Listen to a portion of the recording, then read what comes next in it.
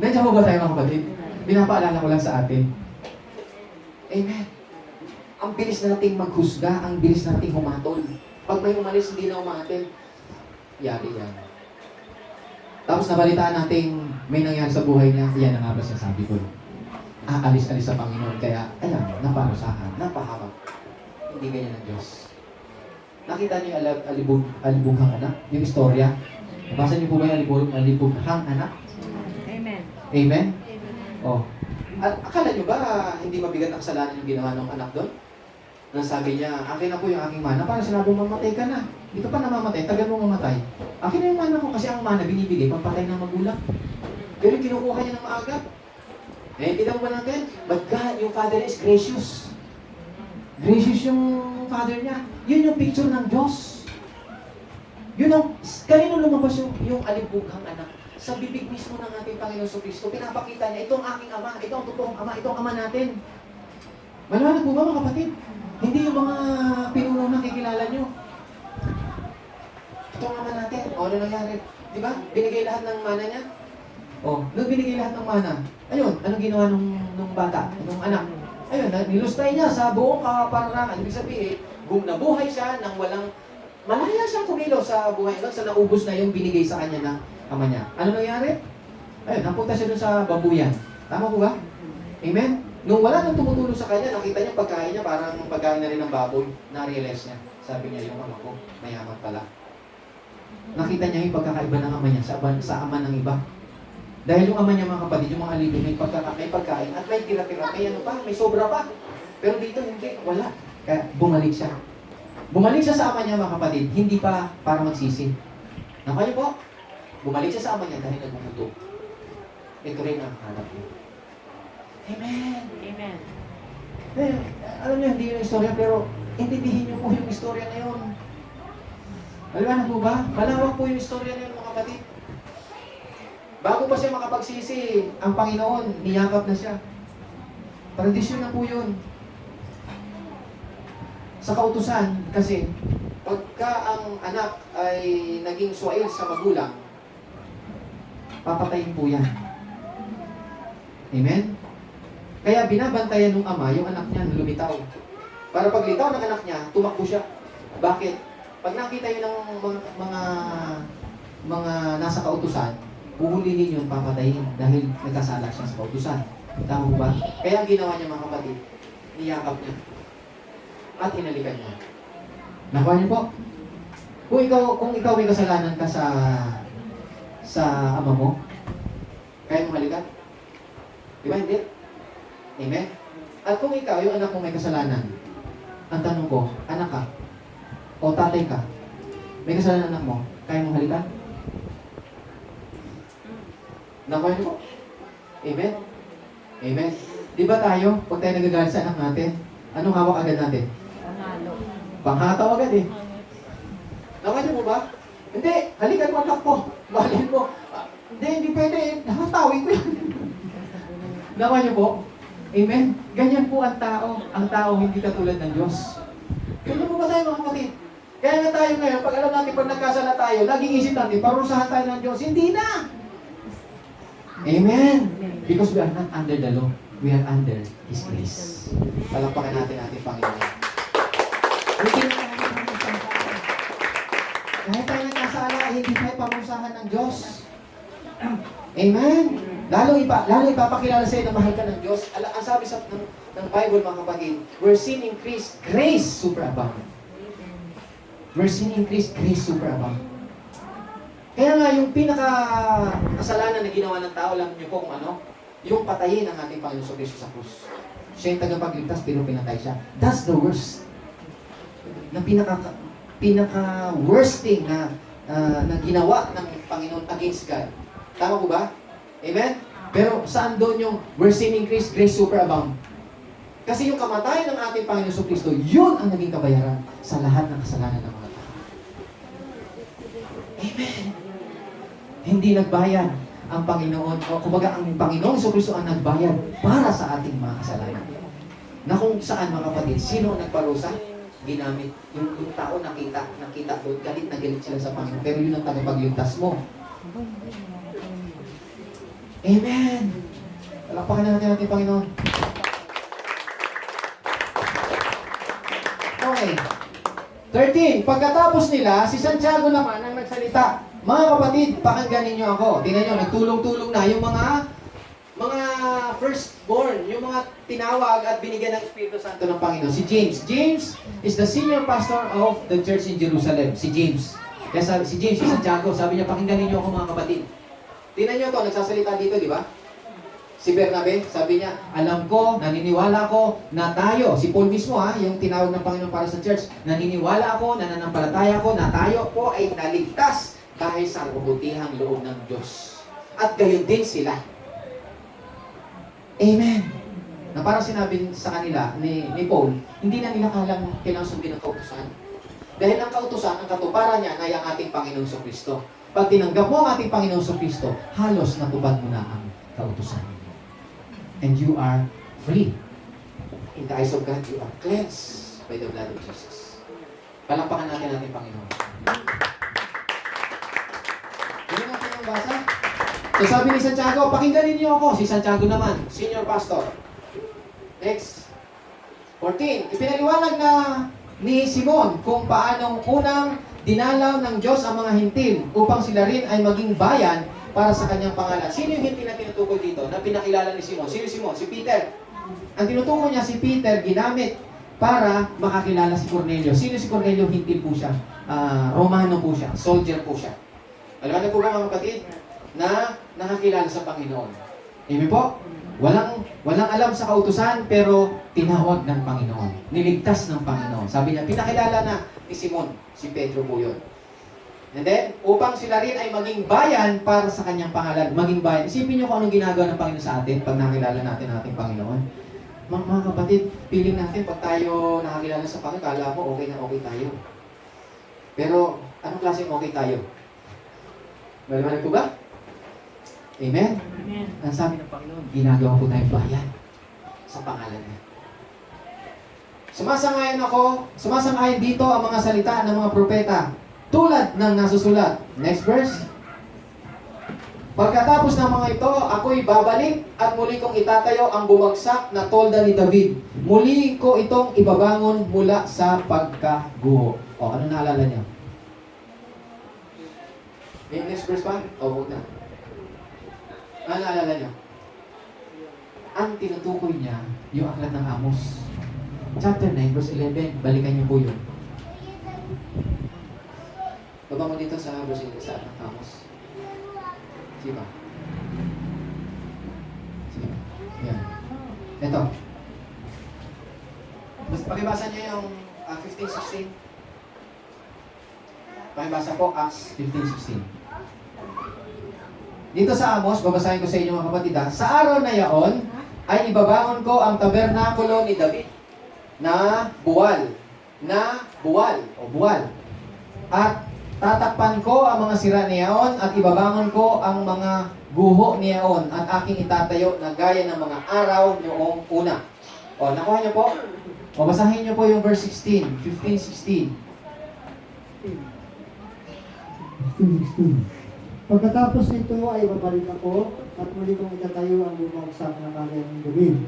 Muli ko itong babangon mula sa kanyang pagkaguho. Anong yan? Chapter? 16, 15, pakibasa. 16. Ito ay sumasang-ayon sa itinapahayag ng mga propeta tulad ng nasusulat. Tuloy. Pagkatapos nito ay babalik ako at muli kong itatayo ang bumagsak na kanyang ni David. Muli ko itong babangon mula sa kanyang pagkaguho. Amen. Amen. O, dito tayo tumingin. Si Amos nabuhay bago dumating ang ating Panginoon sa Kristo. Tama ko ba? Kasi ang sabi niya, on that day, I will return. Tama? Diba? Sabi niya, on that day, I will raise up the tabernacle of David, which has fallen down, and repair its damages. I will raise up its ruins, and rebuild it as in the days of old. Sa Tagalog, sa araw na yaon ay ibabangon ko ang tabernakulo ni David na buwal. At tatakpan ko ang mga sira niyaon at ibabangon ko ang mga guho niyaon at aking itatayo na gaya ng mga araw ng una. Panahon po ni ni Amos. Nung nagtalo-talo ang mga alagad, sa panahon na po ito, yung tinutukoy niya on that day. Kaya nga sinasabi ko sa inyo, we are living on that day today. Yan po ba? Nasabi po dyan mga kapatid, yung nangyari noon kay Pedro na may mga hintil na lumapit at binigay sa kanila ang Espiritu Santo.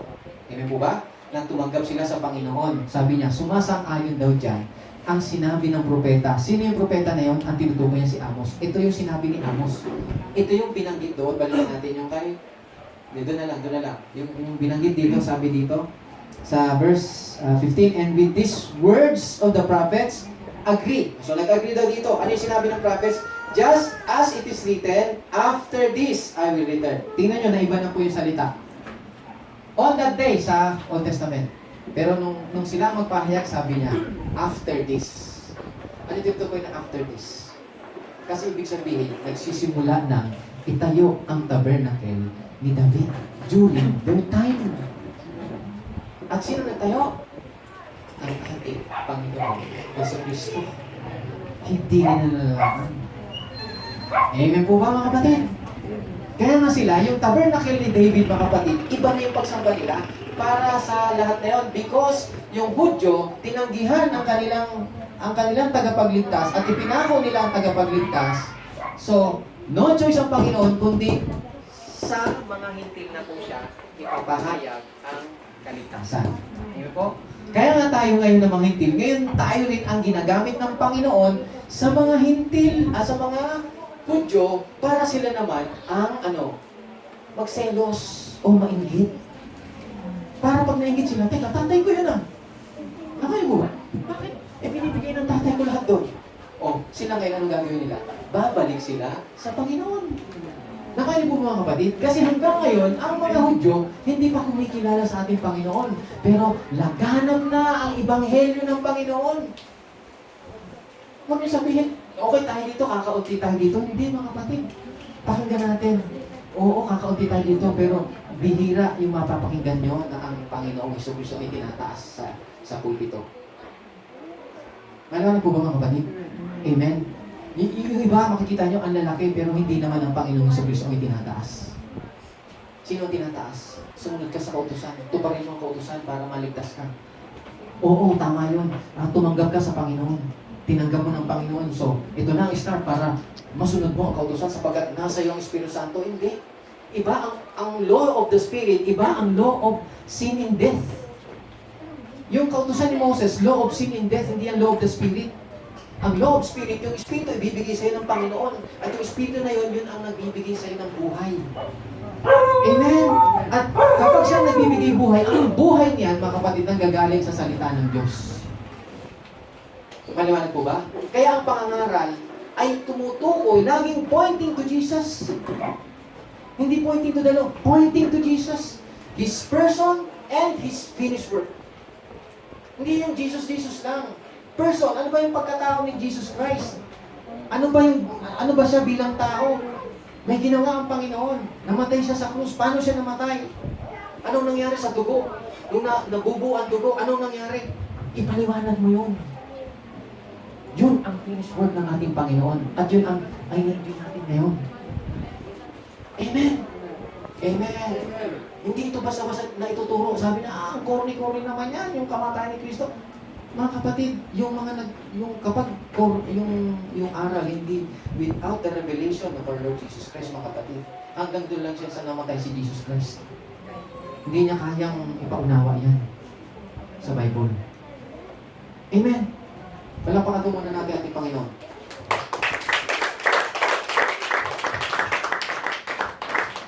So, balikan po natin yung Okay, huwag na pala. Ito na. So, bakit itong tinukoy nila? Itong Amos. Isang verse lang ang binasa nila, tama po ba? Isang verse lang. Nasabi po dito, sabi niya, after this, I will return and will rebuild the tabernacle of David, which has fallen down. I will rebuild its ruins and I will set it up. Verse 17, so that the rest of mankind may seek the Lord, even all the Gentiles who are called by my name says the Lord, who does all these things. Tabito tayo mga kapatid. Nang namatay ang ating Panginoong Kristo, doon nag-umpisa na whoever calls on the name of the Lord shall be saved. Hanggat hindi namamatay ang ating Panginoong Kristo, mga kapatid, hanggang doon lang yun sa kanila, sa Hudyo. Pero nung namatay na ang ating Panginoong Kristo, hindi lang po Hudyo ang tatawag sa Panginoon, maging ang mga Hintil. They will call upon the Lord and they shall be heard. Amen. Kaya tayo mga Gentile ngayon, mga kapatid, pag tumawag tayo sa Panginoon, naririnig po tayo ng Panginoon. Kumbaga, panghawakan natin yun. Yun ang panghawakan natin. Malala po ba?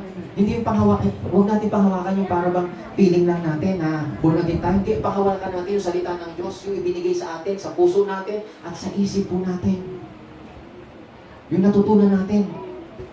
Malala po ba, mga kapatid? Claim it. Receive it. Receive mo yun. Amen? So, pag tinignan natin itong acts na sinasabi ng mga alagad, mga kapatid, pumunta tayo sa Amos, ang sabi po dito, upang kanilang ariin ang nalabi sa Edom, at ang lahat na bansa na mga tinatawag sa aking pangalan, sabi ng Panginoon na gumagawa nito. Nakaya po ba? Ito sabi ng Panginoon. Pag nireveal daw niya ang tabernacle ni David, tatawagin din yung mga nalabing na Edom. Ano yung Edom? Gentile po yun. Amen? At lahat ng bansa, pag sinabi, di ba ang Israel isang bansa? O ang pinag-usapan dito, lahat na po ng bansa. Kasama na po tayo. Tuloy, verse 13. Narito ang mga kaarawan ay dumarating, sabi ng Panginoon, naaabuti ng mga araro ang mga ani, at ng mamimisa ng ubas ang magtatanim ng binhi, at ang mga bundok ay papatak ng matamis na alak, at lahat na burol ay mga tutunaw. Dito tayo mga kapatid. Nandiyan po ba tayo? Everybody say amen? Amen. Kaya ito sinasabi sa atin ng Panginoon, we are living on this day. Amen? Na itong panahon na to, mga kapatid, ang sabi dito, ito'y pag dumating yung araw na to, ito yung araw na there will be abundant harvest. Marami ang harvest, yung sasagana ang tao. God will supply every need. There is an abundant of harvest. There is an abundant of resources na ibibigay ang Panginoon dahil itinatayo na niya ang tabernacle ni David. Amen po ba? Not the tabernacle of Moses na kung saan malungkot. Tama ba? Ito tabernacle ni David. May naman po ba? Nandun yung harvest, nandun yung kasaganaan, yung supply, yung kagalingan, yung proteksyon, yung provision ng ating Panginoon. Amen po? Amen po ba mga kapatid? Nasabi dito, bakit nasasabi yan? Ang sabi dito, sa mga karawan dumarating, sabi ng Panginoon, na aabutan ng mga araro ang mga ani. Sino na nagtatanim dito? Di ba? Naranasan nyo na ba magpang-abot yung nag-aararo at yung umaani? Oh, hindi pa, di ba?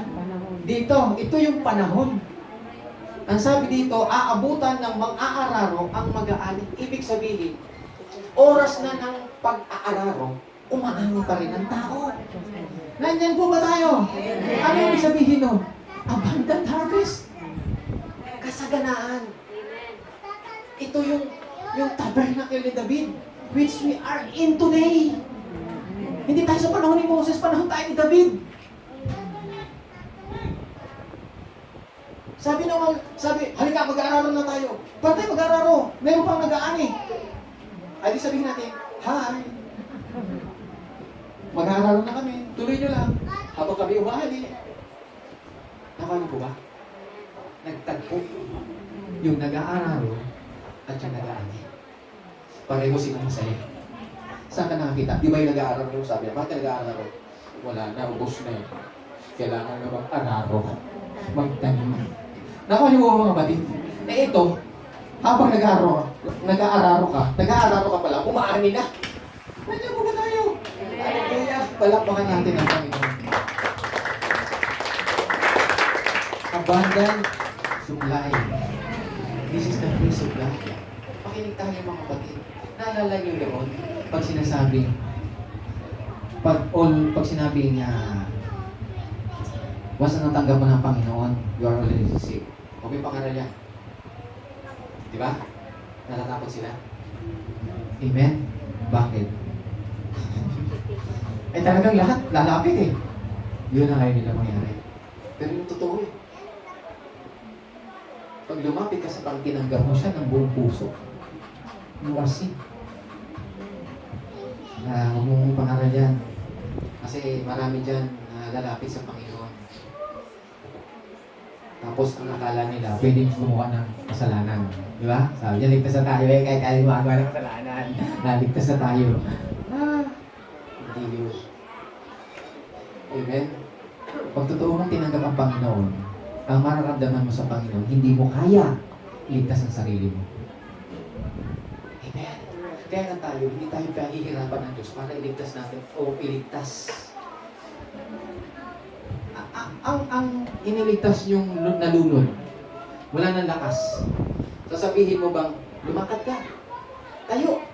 Sasabihin mo, di ba hindi? Bubuhatin mo siya. Nakuha niyo po ba? Ganyan tayo niligtas ng Panginoon.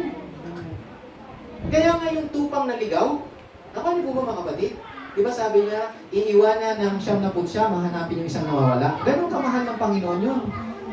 Amen? Nung makuha ng Panginoon yung tupa, mga kapatid, nung makuha niya yung tupa, anong ginawa niya? Pinalo ba niya? Ikaw kasi, tiga sa ulo mo, saan ka nagpupunta? Ayan, pinaghahanap mo ko, napagod ako sa iyo. Ligan mo na nga ito, parusahan mo yun din mamaya. Hindi po ginawa yun ng pastol, mga kapatid. Anong ginawa ng pastol? Kinuha po niya yung tupa. Amen? Kung saan siya nahulog, doon siya sinagip. At nung sinagip siya, mga kapatid, binuhat. At yung nagbuhat, hindi galit. Na parang mamaya lang, kumanda tong tupa na tumamaya, bubugbugin mo doon. Hindi po mga kapatid, masaya po yung pastol na buhat niya yung tupa dahil natagpuan niya yon. Nandiyan po masaya. Hallelujah! Kaya sabi doon, isang kaluluwa na nagkilala sa kanya, hindi mo dito ang anghel natutuwa sa langit, mismo ang Panginoon natutuwa. Amen.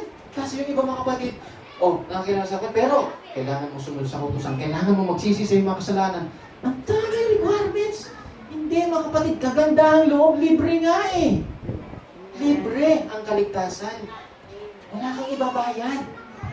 Wala kang mabuting gawa. Kasi kung mabuting gawa ang titingnan sa atin, wala po tayong mabuti. Amen. Consent. Anong magagawa lang natin mga kapatid sa Panginoon pag niligtas tayo? Consent tayo. Ano yung sabi consent? Allow Him. Lord, bahala ka na sa akin. Kung bubuhatin ka. Kung saan niya ibaba, doon ka ibaba. Ibaba ka lang doon. Hindi mo na kaya eh. Nandiyan po ba tayo mga kapatid? Alam niyo ako, nung na-aksidente ako sa motor, mga kapatid, wala na, hindi ko na magawa sarili ko. Kahit yung motor ko, pinabayaan ko na. Kinalimutan ko na. Nilagay niya doon. Nandun sa gitna, nandun ako sa tabi. Niyaan ko. May tumulong sa akin na tao. Hindi ko naisip na, teka, yung motor ko mawawala. Oy, ano pangalan mo? Baka kunin mo yung motor ko, baka nakawin mo to ha? Wala, hindi ko naisip yung mga kapatid. Nandiyan po ba tayo mga kapatid? Bakit? Mahina na ako. Kailangan ko ng kaligtasan. Kailangan ko na save. Kinuha nila yung motor ko. Pero nagpipray ako sa Panginoon. Kaya yung dalawa yung tumulong sa akin mga kapatid. Yung isang motor pumunta doon sa disco. Sa checkpoint ng pulis. At yung isa naman, iniwan niya yung, iniwan ba yung motor? Hindi, binano niya pala yung motor ko. Binaybay niya yung motor ko. Hindi. Iniwan pala yung motor ko. No? Iniwan yung motor ko. Kinuha niya yung pulis. Then, yung isang naiwan sa akin, ako kinakausap niya. Gusto mo inatid pa kita sa bahay niya. Sabi ko, sige, hatid mo na ako. Kita niyo? Sige, hatid mo ako. Willing siya. Sakay ako sa motor niya. Nung paanda na kami gano'n, dumating yung patrol mga kapatid ng pulis. Kasama yung isang kasamang nakamotor din. Kasi dalawang rider yung nagano sa akin, parehong nakamotor. Tapos, nung yung pulis, sabi ko, Brad, salamat ha, thank you talaga. Sobra. Yun. Sige, salamat ha, ano ka na lang. Sabi ko, Lord, alam mo, tinignan ko, padala ng Diyos sa akin yung anghel yun eh. Nakuha mo ba mga kapatid? Kaya ako nagpapasalamat sa Panginoon doon sa mga tao na tumulong sa akin. Amen. Tapos, ang ginawa ng isang pulis, bumaba yung isang pulis, drive yung motor ko, dinala yun sa checkpoint. lahat ng, basta pulis, yung patrol ng pulis. Sumakay ako sa pulis, umuwi ako sa bahay namin. O, yung pulis naman na nag-atid sa akin sa misis ko. Buti lang, hindi ako dininay ng misis ko. Joke lang. Yun ayun, kasi nagulo siya. Dito po ba ang bahay ni, ano pangalan mo, siya? John Di Bulante. Sabihin mo si Don na Bulante. Pulis mga kapatid, sabi niya. Ano po kasalanan ng asawa ko? Wala po ginagawa ko sa mga asawa ko. Meron po nangyari masama, pero wala ginawa masama. Nandiyan po ba tayo mga kapatid? Amen? O, yung motor ko. So, ano yung ko sabihin dito mga kapatid? Kung anak mo ng kaligtasan, hopeless. Talagang kakailanganin mo ang Panginoon. Lahat, iasa mo sa Kanya. Palakpakan natin natin Panginoon. Glory to Jesus. Hallelujah. Kaya, dito mga kapatid, nagpang-abot, nag-aani na sila. Sige lang, ani tayo. Andyan eh. Then yung sa panahon ngayon mga kapatid, nandun din pala yung totoo. Tama ba? Hindi ko pinangangaral na once you're saved, you're always saved. Ang pinangangaral ko mga kapatid ay ang ating Panginoon sa Kristo. Believe on the Lord Jesus Christ, that God is your Lord and Savior, and God raised Him from the dead, you shall be saved. Amen. Amen po? Amen. And you are saved. Pati sambahan mo, pililigtas ng Panginoon. But they must believe. Palakpakan natin ating Panginoon. Hindi natin lahat ligtas. Alam niyo ang tao ngayon, no? We cannot judge people. We cannot judge people. Bakit? Dahil namatay ang Panginoon para sa lahat ng tao. Amen. Nandiyan po ba tayo mga kapatid? Kung hindi pa man sila nakakakilala sa Panginoon, we cannot judge them because they are still sin. Ano ibig sabihin nito? Yung asawa, ang sabi sa Bible, yung asawang may asawang hindi mananampalataya, huwag mong iwan. Bakit? Sa pamamagitan ng isang nananampalataya, nasasanctify yung kanyang asawa. Alala ko mga kapatid, ibig sabihin, kayo yung magkasama. Ang isa sa inyo, may relasyon kayo, ang isa sa inyo, ligtas, yung isa hindi, huwag mong hiwalayan. Dahil nagiging malinis siya sa harapan ng Diyos dahil sa'yo. Amen? At kung hindi daw gayon, pati yung anak mo mapapahamak o hindi rin malinis. The same thing sa panahon natin ngayon. Dahil sa namatay na ang ating Panginoon sa Kristo, hindi ibig sabihin na ligtas tayo mapapahamak sila. They are candidate for salvation. Nalamin mo ba yung mga kapatid? O, katulad kahapon, yung misis ko, yung anak ko, natuwa siya. Kasi, candidate siya for magkaroon ng praise. Candidate lang yun mga kapatid. Pero hindi pa nagbibrisan. Nakuha niyo po, bakit siya masaya? Kasi gusto niya, candidate pala ako sa kaligtasan. Hindi pa ako ligtas, but you are candidate. You are protected. Kaya sila protected din. Nandiyan po ba tayo mga kapatid? That is God's love. Hindi natin niya, ikaw, ako nakakilala sa Panginoon, ikaw hindi ba? Ay, hindi po ganyan ang Espiritu ng binibigay sa atin ng Panginoon mga kapatid. Yung Espiritu na mas magaling ako sa iyo, mas mabuti ako sa iyo, mas ligtas ako sa iyo, that is the wrong spirit. That is the evil spirit. And I curse the spirit right now in Jesus' name. Na hindi mangyari dito sa atin. Kaya naman ko na yung totoong pag-ibig sa kapwa. Alam ko ba? Kasi ang nasa puso niya, hatol, hatol, hatol. Makita lang mali, hatol agad. Amen! Ano sabi ng Panginoon? Out of the good, evil man brings forth evil treasure in his heart. Good man, basahin niyo nga po yan sa chapter 12 ng Matthew, verse 35. Pakibasa po niyo yan.